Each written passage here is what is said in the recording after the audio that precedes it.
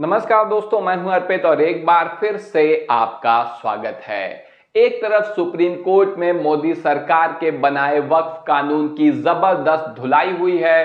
CJI Khanna के तीखे सवालों से भारतीय जनता पार्टी के कार्यकर्ता से लेकर नेता तक सभी आहत हैं, लेकिन इन सभी से ज्यादा मिर्ची लगी है उपराष्ट्रपति जगदीप धनखड़ को, और ये तो सुप्रीम कोर्ट को सीधे धमकी देने पर उतर आए हैं। इन्होंने अपना निशाना न केवल सीजेआई खन्ना को बनाया है बल्कि सुप्रीम कोर्ट को भी धमकी दी है और जज के खिलाफ एफआईआर दर्ज करने की भी मांग करने लगे हैं। लेकिन इनका ये रवैया अब इन्हें ही भारी पड़ता नजर आ रहा है। आप देख सकते हैं, सुप्रीम कोर्ट को धमकाना धनखड़ को पड़ा भारी, जाएगी कुर्सी। तो जगदीप धनखड़ कोई मामूली आदमी नहीं है, हमारे देश के उपराष्ट्रपति हैं और वरीयता क्रम में राष्ट्रपति के बाद इनका दूसरा नंबर है, प्रधानमंत्री से भी ऊपर आते हैं।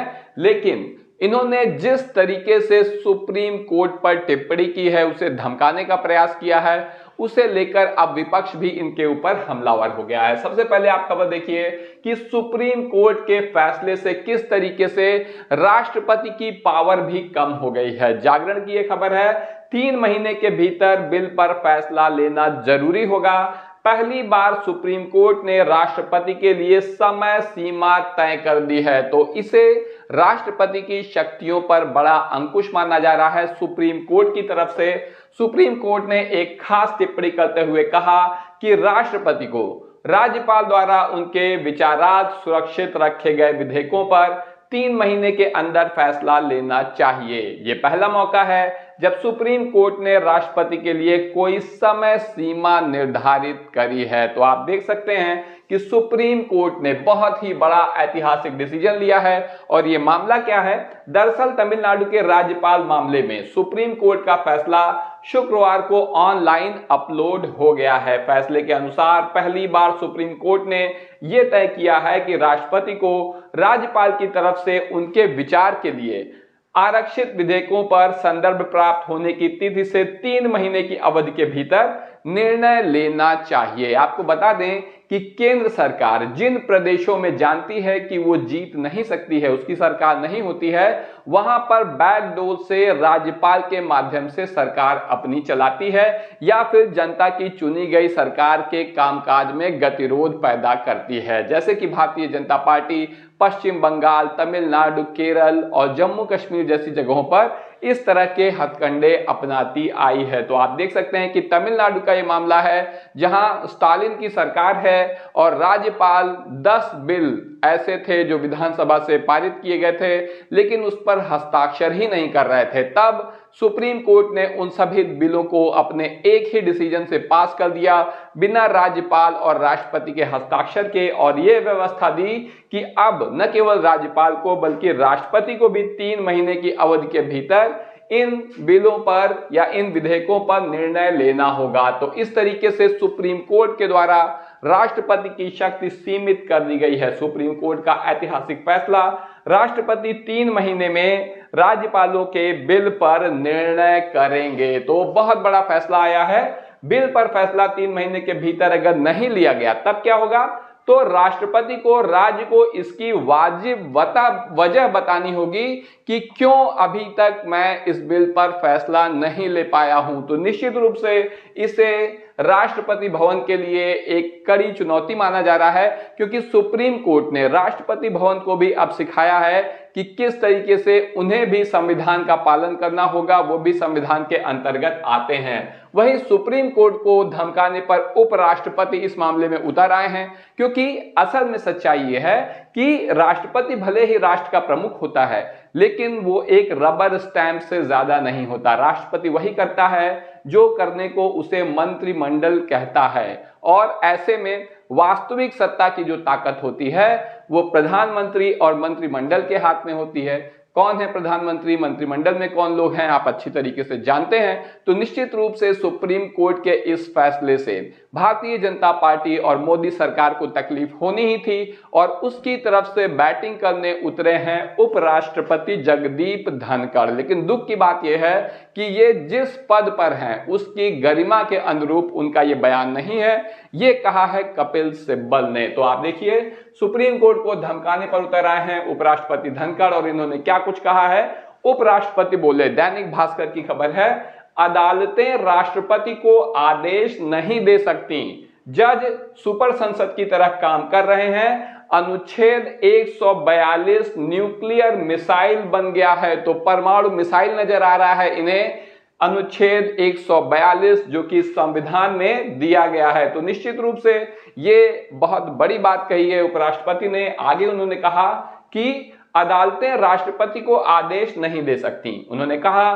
कि संविधान का अनुच्छेद 142 के तहत कोर्ट को मिला विशेष अधिकार लोकतांत्रिक शक्तियों के खिलाफ 24/7 यानी 24 घंटे हफ्ते के 7 दिन उपलब्ध न्यूक्लियर मिसाइल बन गया है। जज सुपर पार्लियामेंट की तरह काम कर रहे हैं। तो धनखड़ साहब को जो आपत्ति है वो सुप्रीम कोर्ट से और उसके जजों से है। उन्हें लग रहा है कि वो सुपर पार्लियामेंट बन गए हैं। धनखड़ ने यह सवाल भी उठाया कि जस्टिस वर्मा केस में एफआईआर क्यों नहीं हुई। जस्टिस वर्मा वही हैं जिनके घर पर अधजले नोट पाए गए थे। तो इन्होंने कहा है कि राज्यसभा के प्रशिक्षुओं को यहाँ पर संबोधित कर रहे थे, तो इन्होंने कहा कि हमारे पास ऐसे न्यायाधीश हैं जो कानून बनाएंगे, जो कार्यकारी कार्य करेंगे, जो सुपर संसद के रूप में भी कार्य करेंगे, उनकी कोई जवाबदेही नहीं होगी क्योंकि देश का कानून उन पर लागू नहीं होता है। तो ये बहुत बड़ा हमला किया है उपराष्ट्रपति ने। और उन्होंने ये भी कहा है कि लोकतंत्र में चुनी हुई सरकार सबसे अहम होती है और सभी संस्थाओं को अपनी अपनी सीमाओं में रहकर काम करना चाहिए। कोई भी संस्था संविधान से ऊपर नहीं है। ये बात बिल्कुल सच है कि कोई भी संस्था संविधान से ऊपर नहीं है। लेकिन आपको अच्छी तरीके से याद होगा कि लोकसभा चुनाव के ठीक पहले किस तरीके से अब की बार 400 पार का दावा करने वाली मोदी सरकार ही संविधान को बदलने के नारे लेकर चुनावी मैदान में उतरी थी। और अब बात की जा रही है संविधान की सर्वोच्चता की। जस्टिस वर्मा के घर जो अधजली नकदी मिली थी उस मामले में एफआईआर क्यों नहीं हुई है, ये सवाल भी उपराष्ट्रपति ने उठाया है। और कह रहे हैं कि क्या कुछ लोग कानून से ऊपर हैं। और इनका ये जो कहना है ये वाकई में गंभीर विषय है, क्योंकि आप देख सकते हैं कि उपराष्ट्रपति उल्टा सुप्रीम कोर्ट को ही कटघरे में खड़ा कर रहे हैं और उस पर ही सवाल उठा रहे हैं कि वो संविधान को समाप्त करना चाह रहा है, संविधान के लिए खतरा बन गया है। यही उपराष्ट्रपति जब मुख्य निर्वाचन आयुक्त की नियुक्ति का मामला था या सीबीआई निदेशक की नियुक्ति का मामला था, तब भी कुछ ऐसे ही बयान देते देखे गए थे। आप देख सकते हैं, भारतवर्ष टीवी 9 की खबर है ये। सीबीआई निदेशक की नियुक्ति में सीजेआई का क्या काम है, ये पूछ रहे थे उपराष्ट्रपति धनखड़। उपराष्ट्रपति धनखड़ ने उठाए सवाल और इनका कहना था कि चाहे सीबीआई निदेशक की नियुक्ति हो या देश के मुख्य चुनाव आयुक्त की नियुक्ति हो, उन सभी में सुप्रीम कोर्ट को दखल नहीं देना चाहिए। सरकार को उसकी मनमानी करने की छूट होनी चाहिए। लेकिन सुप्रीम कोर्ट पर धनखड़ की टिप्पणी अब सियासी रूप ले चुकी है और जाहिर सी बात है कि विपक्ष उन पर हमलावर हो गया है। और सबसे तगड़ा जवाब कपिल सिब्बल ने दिया है, जो देश के बहुत ही वरिष्ठ वकील हैं। उन्होंने क्या कहा है, उन्होंने कहा है कि उपराष्ट्रपति को राजनीतिक बयान नहीं देना चाहिए था। जाहिर सी बात है, कोई वो भारतीय जनता पार्टी के प्रवक्ता तो है नहीं जो इस तरीके की बातें कर रहे हैं। जगदीप धनखड़ के बयान पर मुझे दुख और आश्चर्य हुआ। आज किसी संस्था पर पूरे देश में भरोसा किया जाता है तो वह न्यायपालिका है, ऐसा कहना है कपिल सिब्बल का। कपिल सिब्बल ने आगे ये भी कहा कि अनुच्छेद 142 की पावर संविधान ने सुप्रीम कोर्ट को दी है, यानी ये ताकत संविधान से आती है। सिब्बल ने कहा कि उपराष्ट्रपति के बयान पर किसी फैसले पर दिक्कत है तो वो रिव्यू डाल सकते हैं, उपराष्ट्रपति चाहें तो रिव्यू डाल सकते हैं उस फैसले से दिक्कत है जो कि सही तरीका है, या फिर इसके अलावा वो कोई मामूली व्यक्ति नहीं है, उपराष्ट्रपति हैं।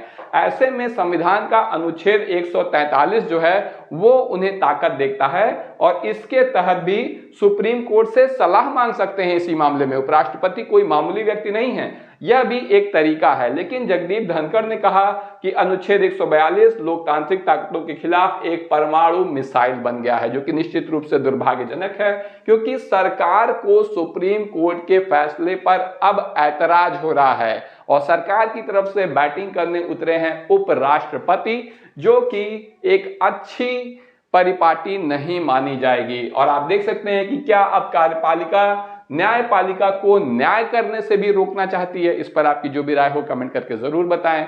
वीडियो को लाइक करिए, चैनल को सब्सक्राइब करिए और अपने दोस्तों के साथ शेयर करना ना भूलिए। धन्यवाद।